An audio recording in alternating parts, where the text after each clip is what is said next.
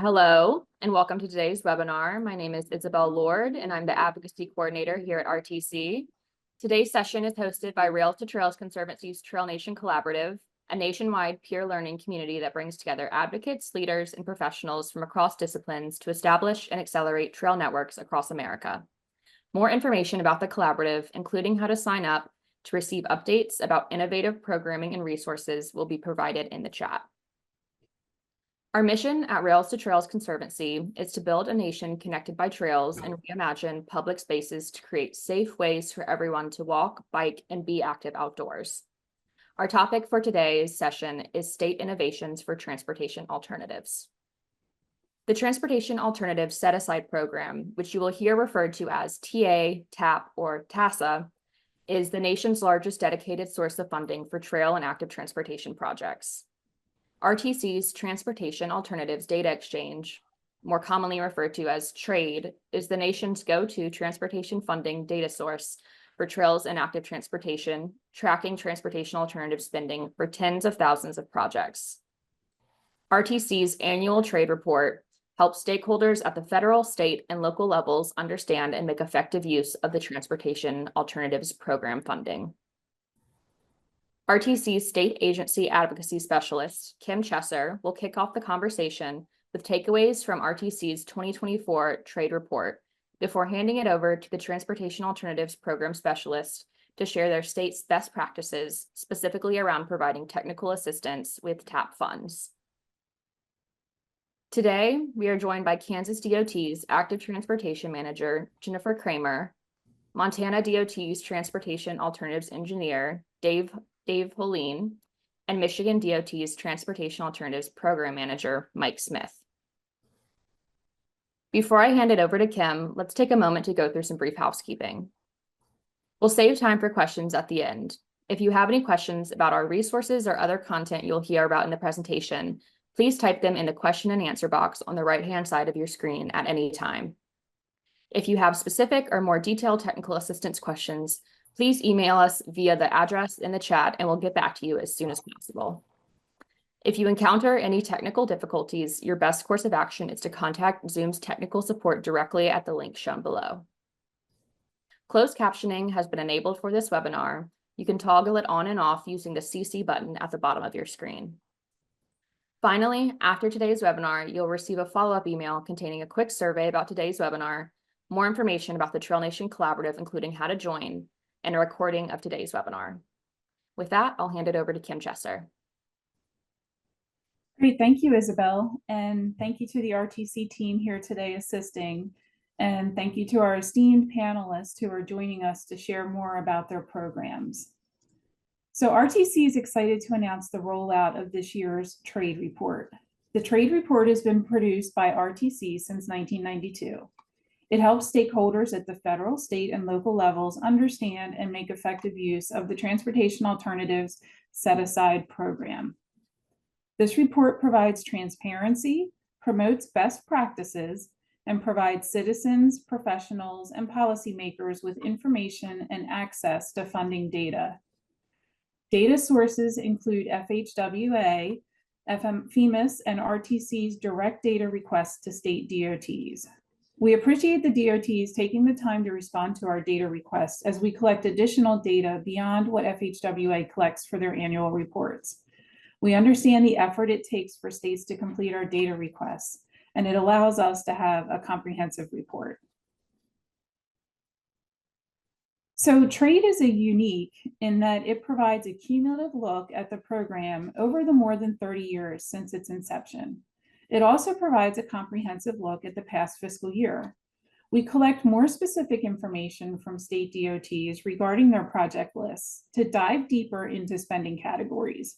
So for example, the FHWA annual report captures pedestrian and bicycle facilities as a project category, but we look at the distribution of funding by TA activity, breaking out the pedestrian and bicycle subtypes further to include rail trails, on-road bike lanes, pedestrian facilities, off-road trails, transit, and education and safety.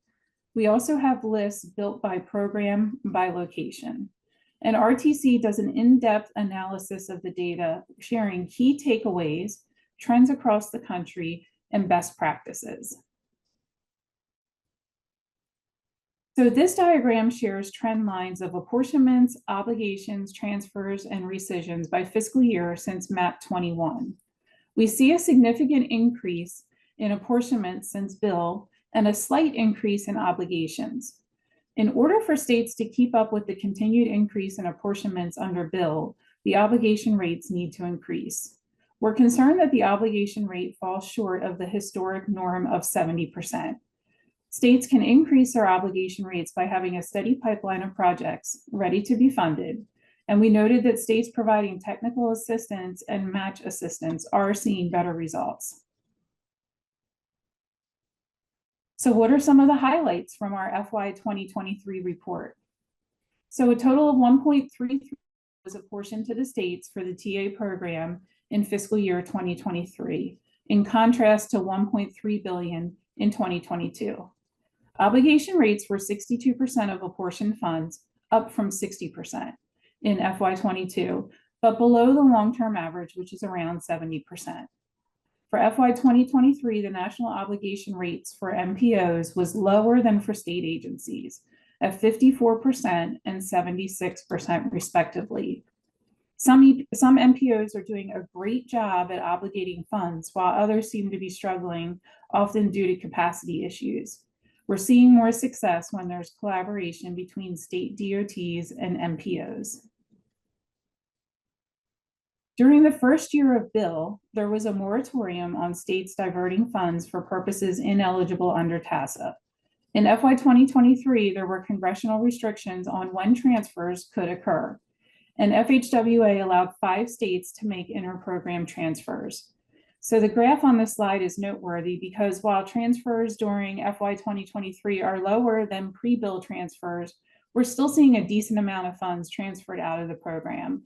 And this means that not all funding allocated for TE, TAP, and TASA use remains available for their intended purpose.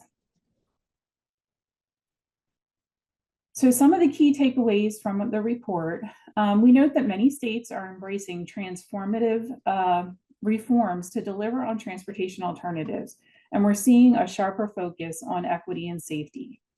Restricting transfers has reduced the amount of funds lost, ensuring that they are used for their intended purpose.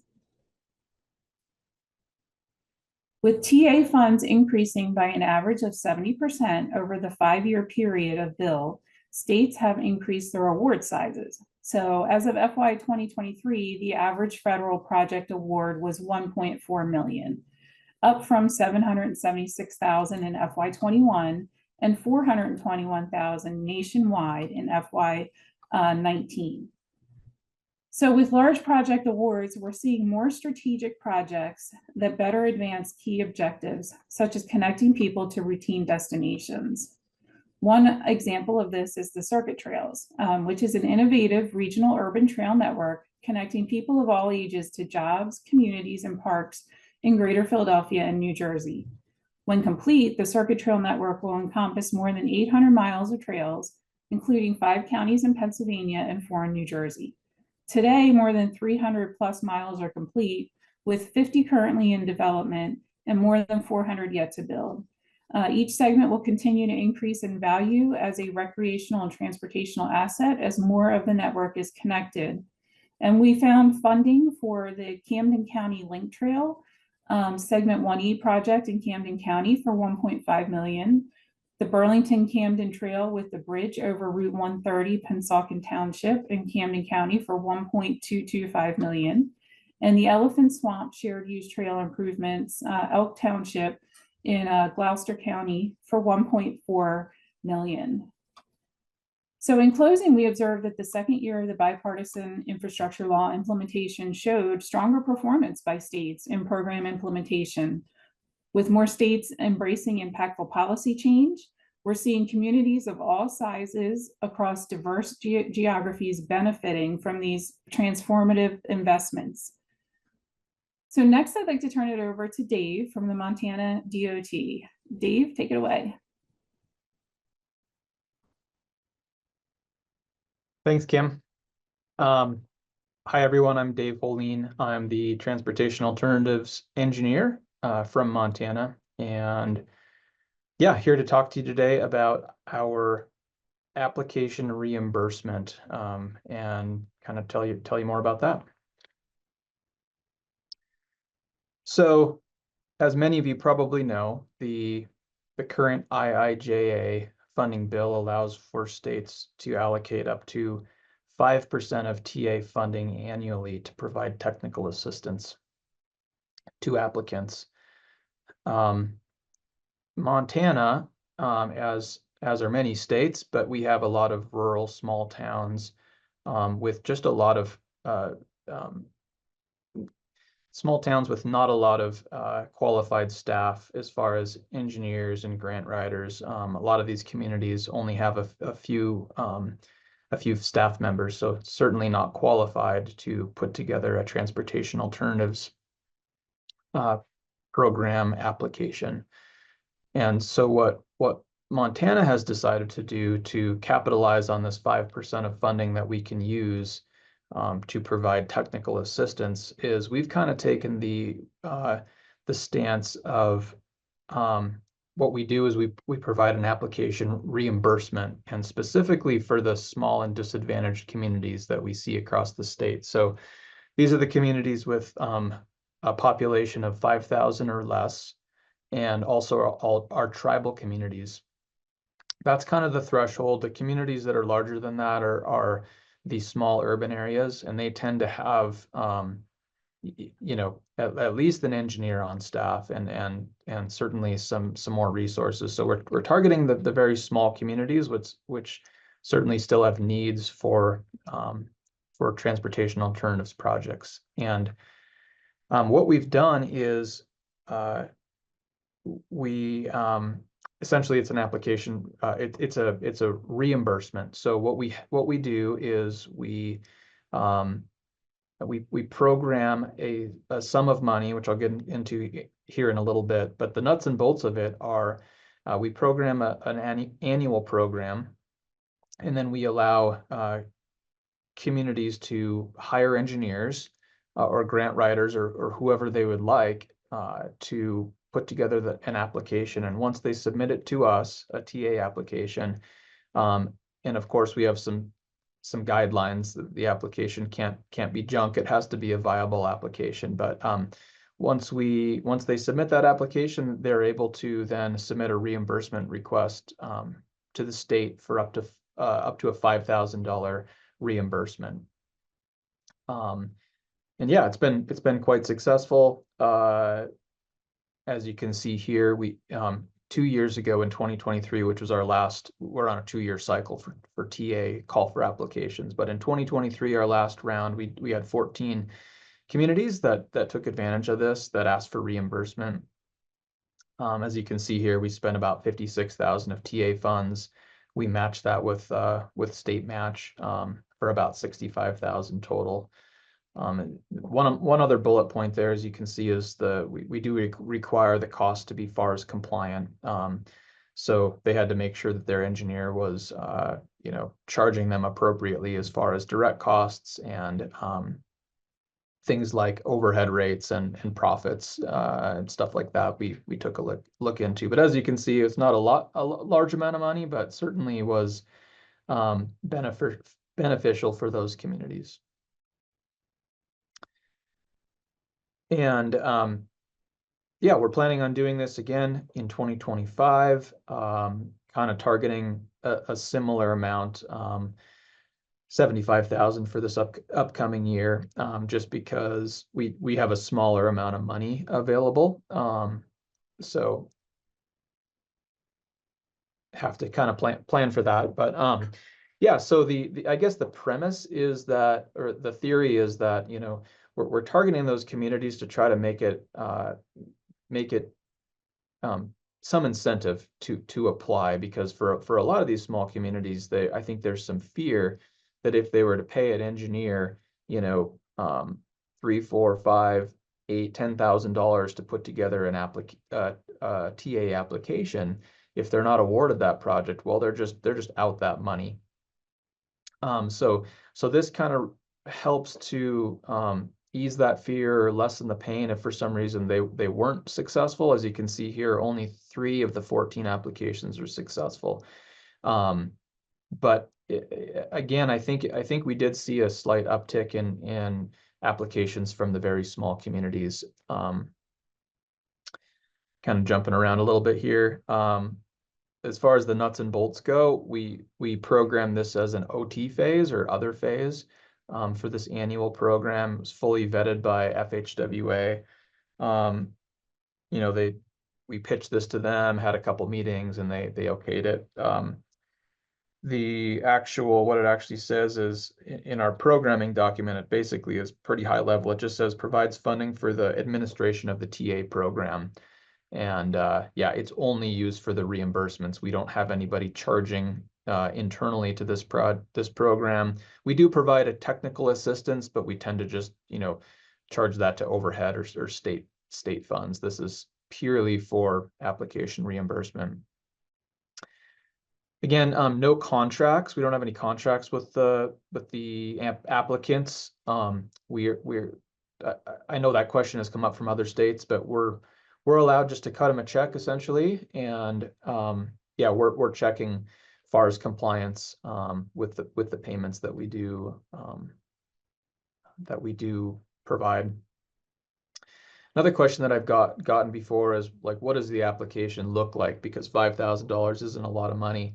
The application for Montana is definitely conceptual, high level, you know, looks at project benefits, you know, kind of the needs and the benefits, which are safety and connectivity, as well as the risk analysis, which are things like looking at right-of-way, looking at, you know, utility impacts during construction. Have they, you know, planned for things like, you know, the certain design elements for their sidewalk or path, or looking at things like how is drainage going to be accommodated, and all those sorts of things. So it's definitely not anything, not any real engineering. It's kind of very, very conceptual, but it is holistic in the fact that it looks at, you know, what is it going to take to build the project. It includes, a good cost estimate, stuff like that. Now, some communities do detailed design that allows them to certainly to probably score a little bit better because those risks are able to be lowered. But that is an optional requirement. We certainly have funded many projects that are just conceptual, and then the process in Montana is generally applicants are applying for a PE phase, and if successful, then we program that PE phase and run it, through that. And once the project is ready for construction, then we're planning for that future phase in a future year.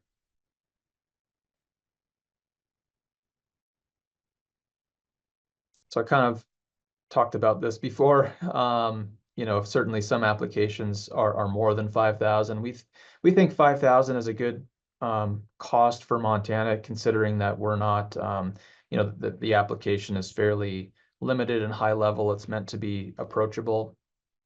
And also that it certainly doesn't cover all the costs. Maybe we polled many communities to see how much they're spending on applications, and 5,000 was kind of the midpoint. There was certainly some that were less, and certainly some that were higher. However, if a community spends $8,000, then they have some skin in the game, right? They've spent 3,000 of their own money, so it's they have a vested interest in doing a good job. Additionally, for example, for those 11 communities that were unsuccessful, I don't think it's not wasted money. We have a high success rate for applicants that come back, a second or even a third time. I forget the statistic off the top of my head, but in our last round, we had many projects. I would say almost 30 to 50% of our projects were unsuccessful from 2021. They came back in 2023 and were successful. So we're definitely providing coaching and feedback, debriefing meetings and things of that nature for our applicants that are unsuccessful. And we certainly want them to reapply. We help them to get their project across the finish line. And that's it. Hopefully I've covered that. And I'm not sure if we're doing questions now or if we're holding them to later. Thanks, Dave. Yeah, we'll hold questions till the end. We encourage the audience to drop the questions into the Q&A box, and we do have one for you already, but we'll pitch that to you at the end. So I will turn it over next to Jenny from Kansas. Okay, thank you. Hopefully you can hear and see me okay. Thanks for having me. I am going to talk about how we are using the Highway Safety Improvement Program funds towards our transportation alternatives program. This is a question we've been receiving a lot, and or just to know more about it. So hopefully a lot of folks who've asked questions are on this webinar today. So next slide. Okay, just wanted to give a little bit of background. I think as most, if not all states have done is completed a vulnerable road user safety assessment. So we went through this process in Kansas in 2023. It was really informative. We had workshops across the state, ended up with a great guide with identifying the highest risk roads in Kansas, what made them higher risk, and then also like what for those roads that were not considered high risk or high injury, like what about those roads made them that way. Next slide. From that process, we were able to develop a VRU safety assessment tool. So you can scan that QR code and go check it out if you want. But this tool has proven to be very helpful in helping us as a state identify the highest priority roadways, as well as help communities see if they have any high risk or high injury roadways that they should be addressing locally. So it's a great way to prioritize projects both at state and local level. Next slide. So in response to the completion of the assessment, our Transportation Safety Bureau committed funding towards the Transportation Alternatives Program, since we primarily address vulnerable road users in the projects we select. Now, for states that have 15% or greater fatalities of vulnerable road users, they are required to commit 15% of their HSIP funds towards projects that address vulnerable road users. We are not at that level yet, thankfully, but Kansas has decided to be proactive in that way. Next slide. Okay, so our HSIP funds were used to match projects that had a clear safety benefit. And so from the assessment tool, that would be priorities 1 and 2, and then also projects that included safety countermeasures or crash modification factors, such as speed management, traffic control measures, projects that separate pedestrians, cyclists from motorists, those types of things. So that could include like a pedestrian hybrid beacons, rectangular rapid flashing beacons, high-vis crosswalks, a lot of the things that you also see in the FHWA Safe Transportation for Every Pedestrian Guide. And then we did prioritize safe routes to school projects. And then I just wanted to point out there was no separate application to receive the HSIP funds on projects. Next slide. Okay, and I just wanted to share a couple of examples of TA applications that really looked or like focused on those higher priorities as part of their application. So as we got going, the tool wasn't quite ready yet, where communities could see the map with their priority corridors. So this was really more interactive, reaching out to me and asking about their own community. So Lynn, Kansas is an example, a very small community up in north central Kansas. They want sidewalks in their communities to help kids get to school more safely.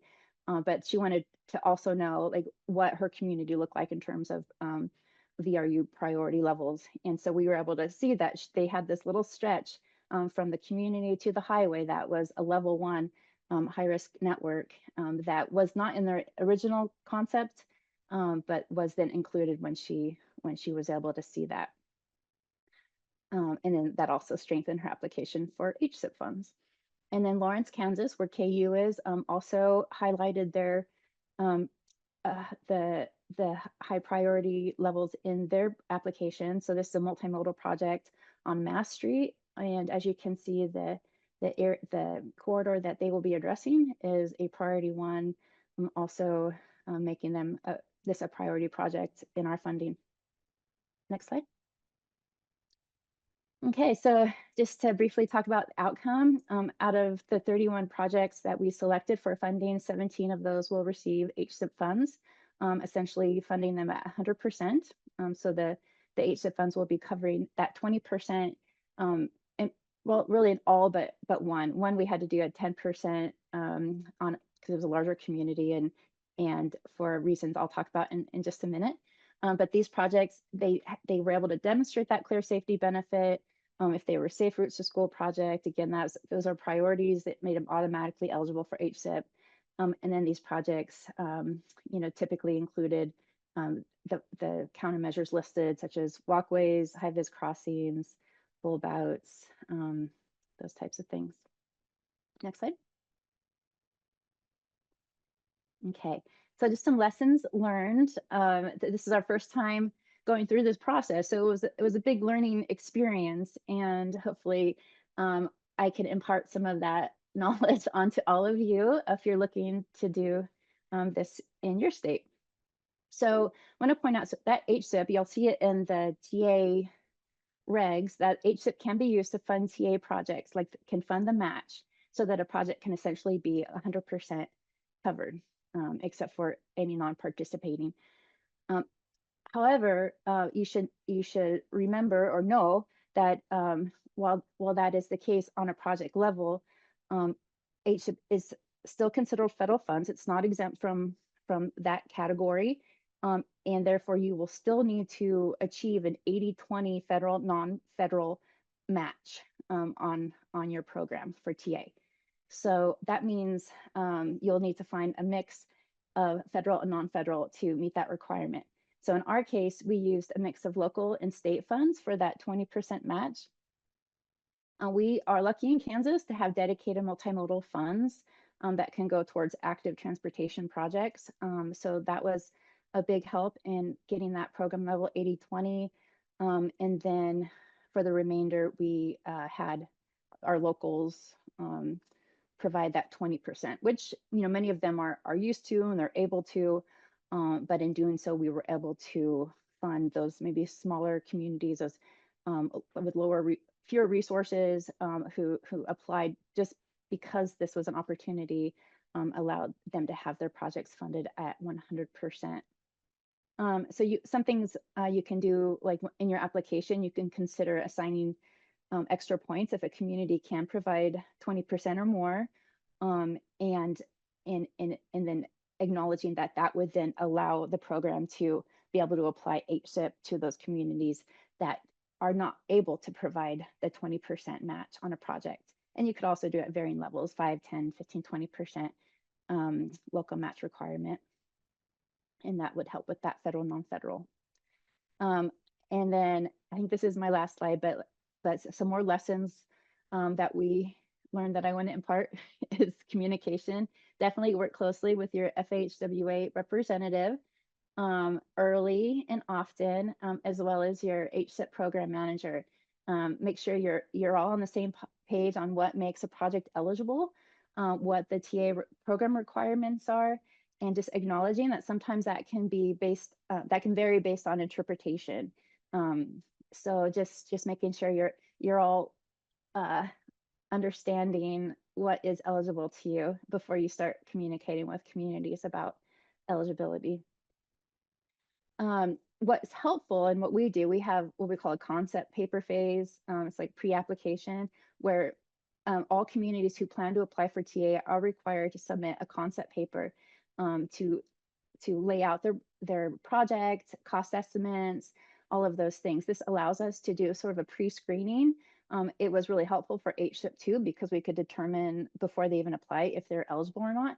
And if they didn't have a strong safety benefit, we could look at it and say, well, if you added this, like with inland Kansas, if you add this corridor, it's priority 1, that's going to increase your chance of getting HSIP, make you more competitive, or like including certain countermeasures that would more clearly make it like a project that demonstrated those safety benefits without a doubt.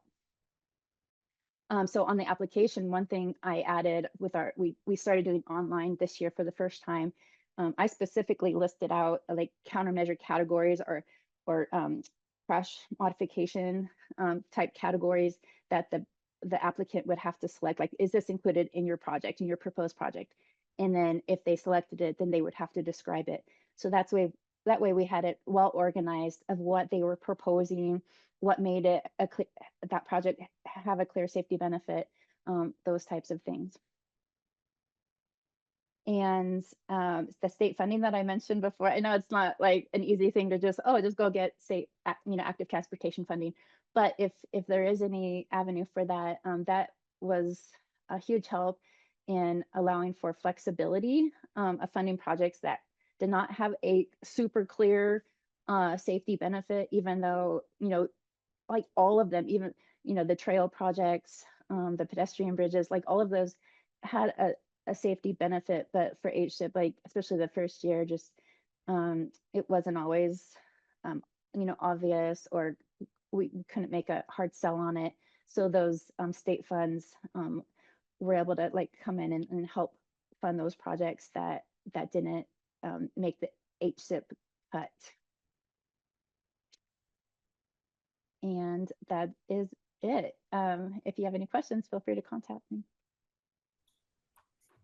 Thank you, Jenny. Fantastic. Okay, so we are going to move on to Mike, and then we will go to questions and answers, Q&A session. I see some questions coming in through the chat, so please keep that up. And Mike, it's all yours.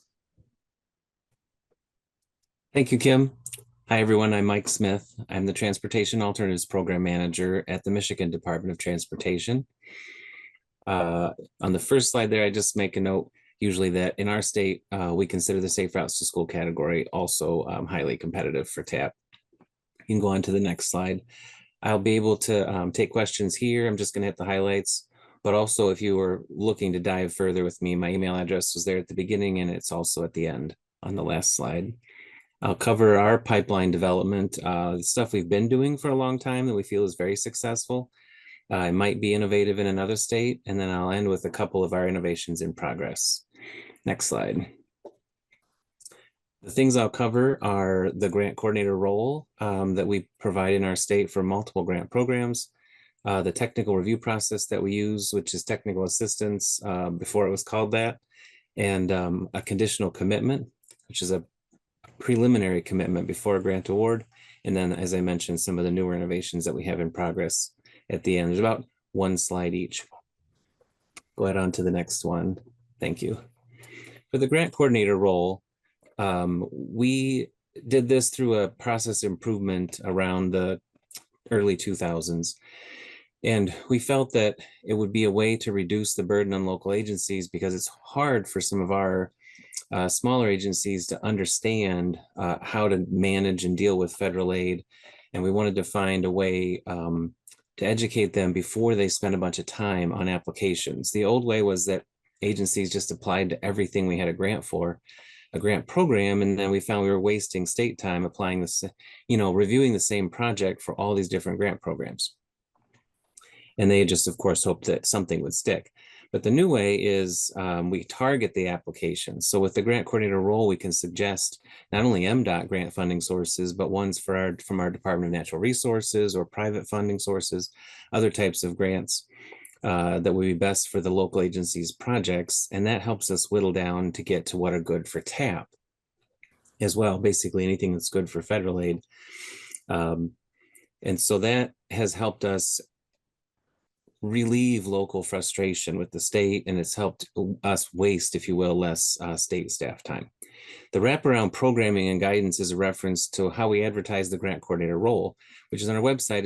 It says, call us ideally long before you start a grant application. Let us help you make sure you've picked the right program and that you're working on the right things for that program's application. And they will walk through the application documents. They'll check stuff ahead of time before it's submitted. Really, what we're going for is to not have to issue any not funded letters. And we really rarely have to do that. Most of the time we can get agencies to a funding source that works, which benefits TAP too, and we can get them to with our technical assistance that I'll describe next, we can get them to a project that can achieve federal obligation. I'll just give a blanket statement that way. As you know, you could fund a lot of projects, but if they can't get to federal obligation, then they're not really going to ever build anything. Next slide.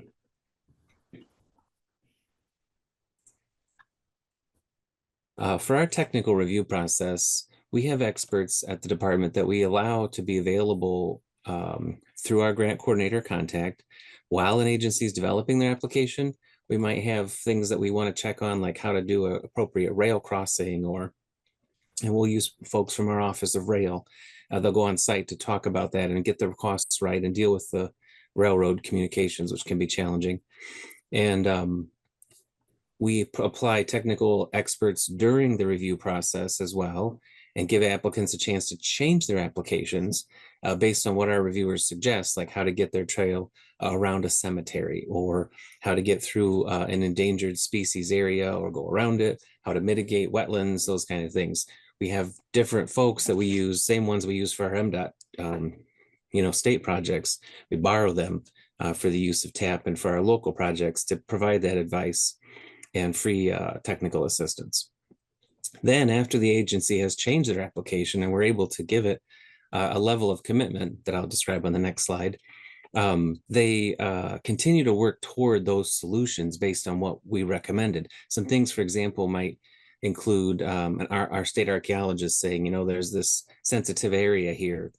Perhaps they could go over here instead where it's not sensitive. But if they have to go there, then here's how they should hire, the archaeological study to deal with where exactly it would be safe to put the project, that sort of thing. Then they turn in their plans finally to and they follow the rest of how our federally funded projects do for local agencies in Michigan, which is that our local agency programs area of MDOT puts the projects out for construction bids, and MDOT oversees construction then. Next slide. So we get to this commitment stage. We're still a couple of years out from construction. Most agencies have done about 10 to 30% design at their cost, getting to the application to be developed or answering the technical questions during review. Oh, and I forgot to mention, we don't make them reapply. They continue with the same application through several cycles. We do 3 cycles a year. They could go even into other years. It wouldn't matter to us. We'll fund the project when it's ready, and we'll fund it for the future year that our experts tell us is how long it will take to get through design and NEPA clearance. So this conditional commitment is like a piece of paper they can waive from the state in like a fundraising meeting. And they can say, MDOT will fund our construction 2 years away if we can meet all the conditions. The conditions are the project designed to AASHTO, designed to, the signage, to the MUTSID, each of the different kind of things that are federal aid compliance, the NEPA clearance, the SHPO clearance, all the things.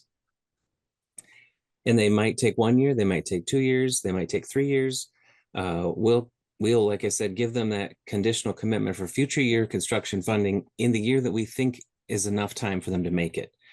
We do guess, and they guess with us. It's like a partnership, but they have that commitment at least. Now we try to get them in those years. As you might guess, as you know, if you've worked with federal aid much on new construction, it can be very hard to get through NEPA clearance. It can be really hard to do some of the things that have to happen. And so we do have some of them have to move fiscal years.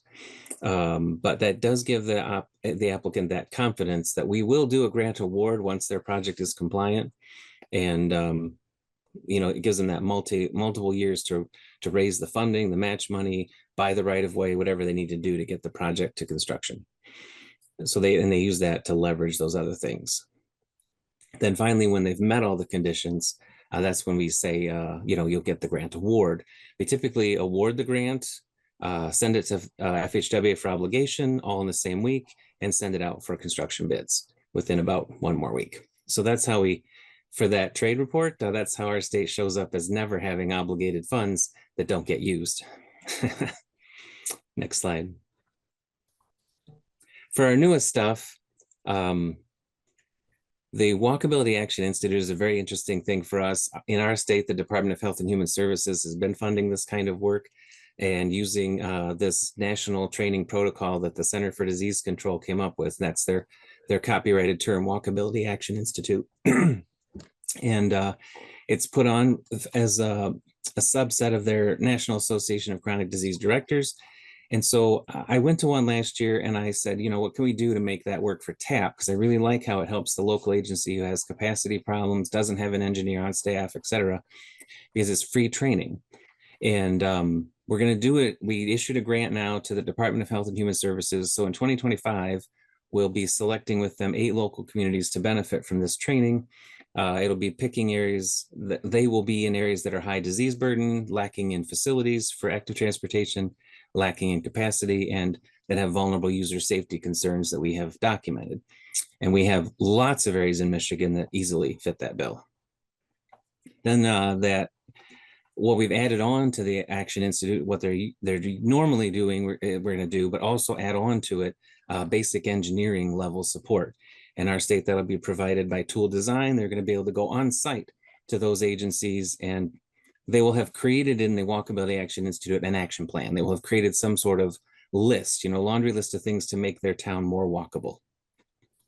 And they'll have the promise by participating in that and coming to it, that and learning that TAP intends to fund something on their list, some construction project, most likely the most expensive one, that's, you know, also good for federal aid. We'll have Tool Design engineers assist them with producing the minimum documentation and helping them create their TAP construction application so that they can access those funds where they couldn't before. And once we get this whole idea working, then we want to apply it more specifically to our equity target areas, which in our state, we still have yet to define.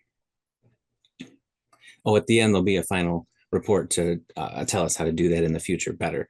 And then on the next slide, the other innovations also have a best practices report at the end. And I'm kind of taking all these things together. You can go ahead and switch slides to help us with meeting what we already wanted to do with the program, which was to be more accessible, but also which IIJA really pushes hard for the TAP programs to do. The other 3 are all feasibility studies for our pilots. They're just different types. So we're looking at long-term TAP obligation rate improvements with all these pilots, and how to be able to do them routinely with our program in the future. Couple things that are worth noting if you didn't already notice this. The game changer for us was when the 10-year construction rule was eliminated in IIJA. So there's not as much risk to funding planning or design phase work. You used to have to get to construction or repay the funds. And then our MPOs are now eligible as TAP grant recipients. So I took notice of that, and 2 of our pilots are being done by MPOs in Michigan. The first one, though, is being done by MDOT. It's a trunk line pilot. Trunk line is the term we use for the roads that MDOT maintains. So in Michigan, that's not just the highway system and the freeway system. It's also pretty much the downtown main street of every town in the state. It's considered MDOT trunk line, meaning MDOT takes care of it, keeps it clear, it's open year round. In M7, in our north region of the state, northern lower, we have a spot where M72 in Grayling has a trail that we'd like to build along beside it, and we needed to go under I-75. So this was a good example for us as one of our pilots because it'll need the breach and access permit from FHWA. It's challenging sometimes to get that. That sometimes is a deal breaker for our TAP projects. They can't get it. So we're using that as this pilot as a way to study exactly how to do that effectively. It has to include the early preliminary engineering, often has to include multiple route feasibility analysis to prove that the route we have is the only one possible. And we didn't even have a good scope of work or any pre-qualifications for firms to do that. So it's part of the pilot here is for the state to learn how to hire this ourselves. And the project consultant providing the feasibility will also do, again, like the other pilot, the basic engineering documentation for a future TAP construction application on behalf of that local agency. And it will include the pre-NEPA analysis and planning that we require in our TAP application. You can go on to the next slide.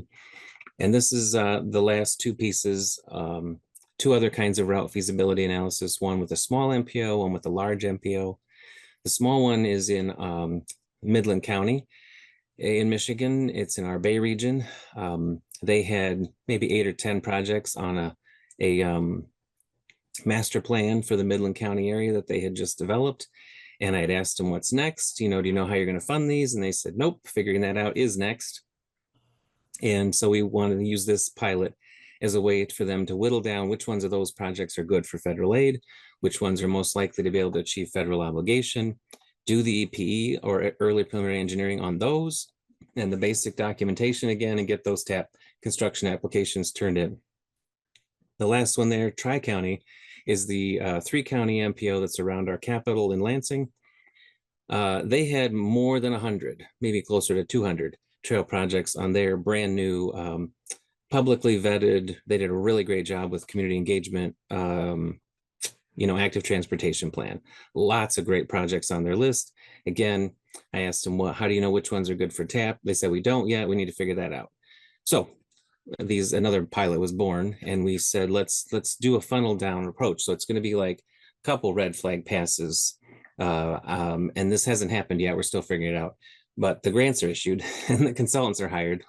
They're in progress. We're trying to find it, but do a cut on the big list to get it down smaller, then pick a couple more red flags like NEPA analysis or something, cut it down some more, keep cutting down the funnel approach to get to a smaller list that you want to do the fuller EP analysis on, and then the planning work, like walk the routes, really figure out what's possible and what isn't, and then figure out which ones are good for TAP. And again, and that by actually paying the consultant to create those TAP applications for construction. This one had a couple of timelines attached to it, so I went ahead and noted those. The others are as soon as possible. Hopefully the work will be done on all the pilots in 2025, and we'll be looking at TAP applications in 2026. But here, they noted they would like to try to have the local agencies not only target applying for TAP in 26, but be ready for construction funding between 28 and 2030. I think that's the last one. What's my next slide? Yeah, it is. Thank you very much. I'll turn it back over to you, Kim. All right, thanks, Mike. And thanks to all our panelists. You all had wonderful presentations with great information. So let's jump into Q&A. And the first one is for Dave.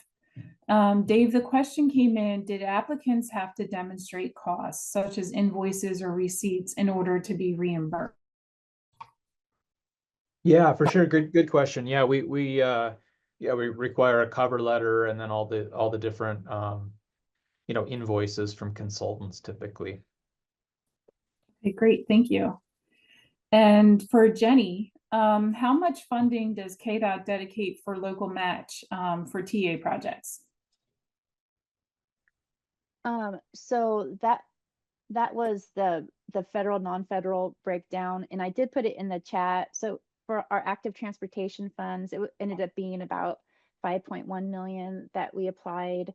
The locals provided about 2.8 million. So that was those communities that maybe like they scored maybe a little bit lower, didn't quite hit the eligibility, or they were like higher resource. So that came in handy. And then about almost 3.5 million ASIP. Okay, great. And then this one is for Mike. 2 questions here. The first one is, how much of the state funds do you use for match? And then does MDOT face any challenges with guaranteeing future funds, such as from future federal transportation authorizations, or is the assumption made that TASA will continue from transportation bill to bill? Both great questions. You guys are thinking out there. You might have to remind me. I'm going to get lost between the two. I'll answer the commitment one, the second one first, and then when I finish, will you give me the first one again, Kim? Yes. Because I had my head ready for that one. I saw that one ahead of time.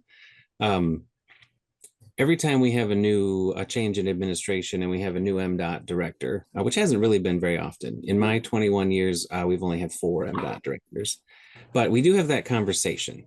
We say, with this grant program, it's challenging for our local agencies to get to the finish line. And so this is the process we use. We explain what I just did here. We have about $100 million out right now in conditional commitments that are good for the next 5 years. And we don't necessarily have 100 million in TAP funds. And of course, as you know, the current spending bill ends in 26. So you're exactly right. We make commitments for more than we can guarantee funding for, if you will. We're guaranteeing it to the local agency. But that local internal, I'm sorry, not local, state discussion in-house is, if TAP is not continued, would we fund these with state funds? So the general thought is yes, because overall, these are what we need to do in our state, and we don't have any other dedicated funding source. So we don't want to say no to the projects. In a worst case scenario, though, if we really couldn't do it with state funds, the worst I would think it would be is we divert it from one fiscal year to the next one. If, let's say, there's a year gap and then another version of TAP picks up. But as you guys all might know, we've been doing the federal programs that fund these kind of things was first enhancement for several decades, and Safe Routes to School, and then TAP. So for more than 30 years, probably closer to 40 now, right? We have never really not had that. So we do anticipate it's going to be there in the future, yes. Even if politics change, we don't think the overall nation really is going to go away from this kind of stuff. But we do back it up with the idea that if we really have to cover it, we will. Yes. Great, thanks. And I apologize for tossing you two questions at once. So the first question was, how much of the state funds do you use for match? Okay, and no problem, and thanks.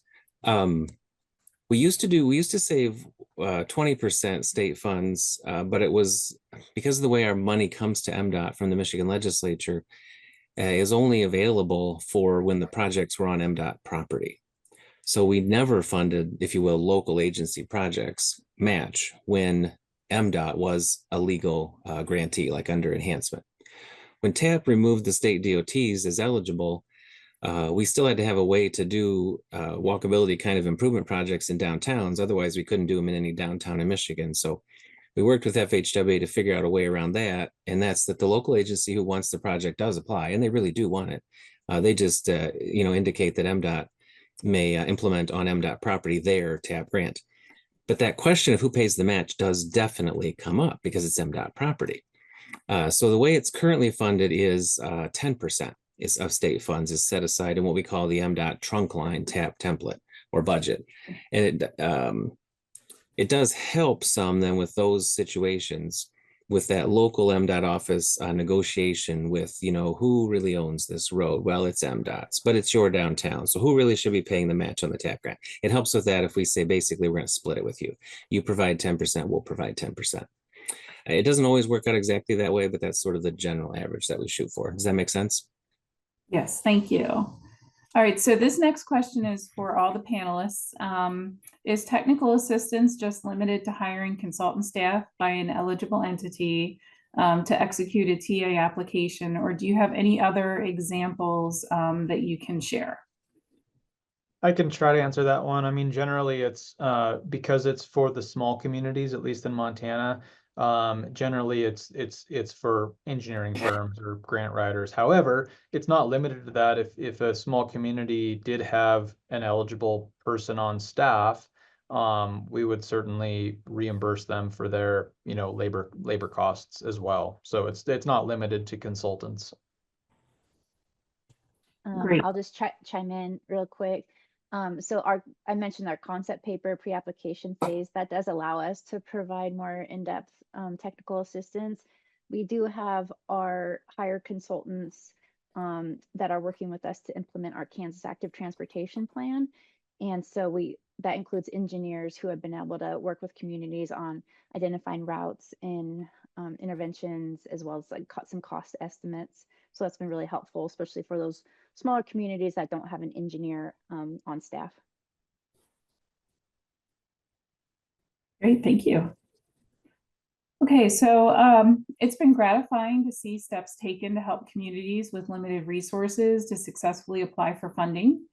Are we doing enough, or do we need more resources and/or tools to ensure that communities of all sizes and needs can benefit from TA? Just looking for your thoughts there. I'll start. I have been thrilled to be at this place in history, to see the whole nation getting a hold of the idea of transportation for everybody, and to think about in our state, even though I don't have much in the way of state funds that are dedicated. Talking about it more and more makes it, more common. MDOT's trying to change our call for projects at the state level to make it be where we have a complete streets law here, where we try to look at how to right size projects and provide not all the same things everywhere, but the right appropriate facilities in the right places, which might include sidewalk or trails or crossings or other things with the road job. And to see us all thinking toward the same end, I'm very excited about that. And the fact that TAP can help with that is good. It helps us out at the state DOT level with those internal conversations about highway funds, right? And what's appropriate or not appropriate to do.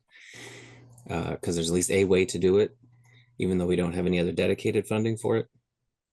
And our legislature did make its first move in fiscal 24 with $3 million for what they call the Shared Streets and Spaces grant program.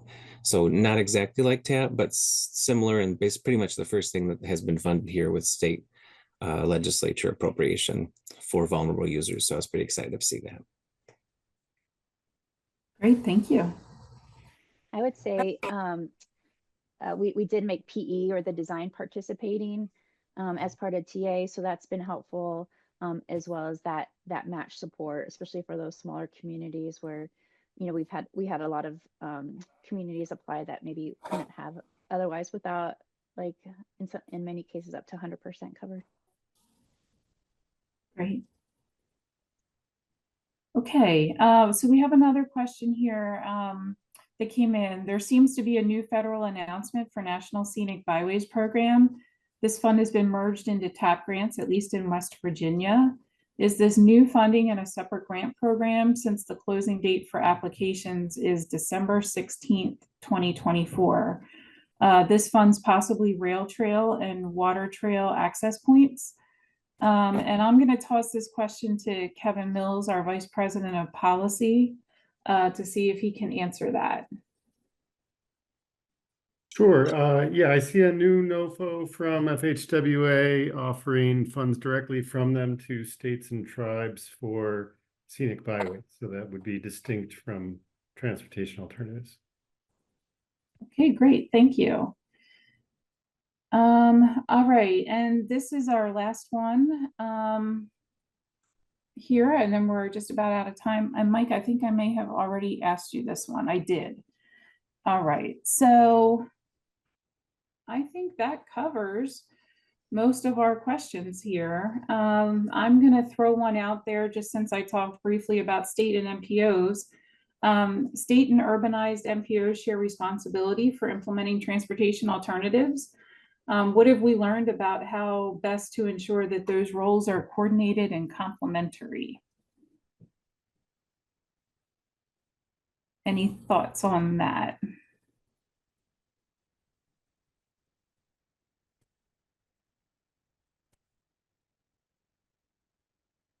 I will say our state was worried when TAP first was created. The MPO said, oh, now that the large MPOs, we have 6 in our state, have their own TAP fundings, the statewide program is just going to stop funding projects here, right?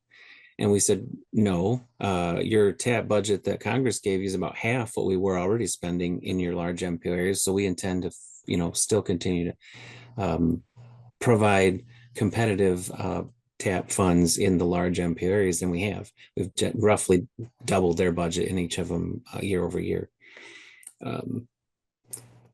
Great. Okay, and thank you, Mike. And we're just about out of time, so I'm going to toss it over to Isabel to wrap things up.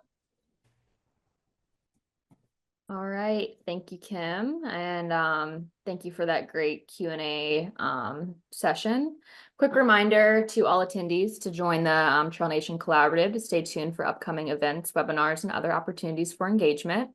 I'd like to thank all of you for joining, and to our presenters for sharing their work with us. We hope to see you at our next webinar. Have a great day.